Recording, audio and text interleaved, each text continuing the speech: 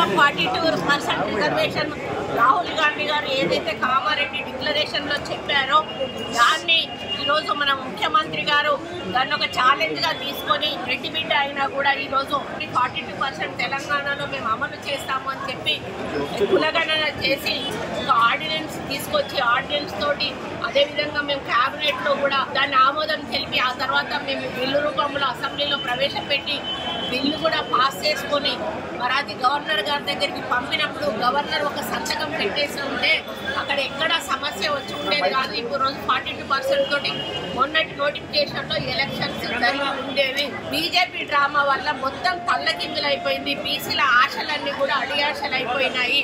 మరి వాళ్ళు అసెంబ్లీలో మద్దతు చెప్పారు, బయటికి పోయినాక తోక జాడిచ్చారు. మేము హైకోర్టులో వేస్తే హైకోర్టులో కౌంటర్ వేస్తారు, సుప్రీంకోర్టులో వేస్తే సుప్రీంకోర్టులో కౌంటర్ వేసి ఈరోజు ఆ బిల్లు పాస్ కాకుండా చేసి బీసీలకు అన్యాయం చేశారు. దీనికి ఎందుకు అడ్డుపుల్ల వేయాల్సిన అవసరం ఉన్నది అంటే బీసీలు మనుషులు కారా?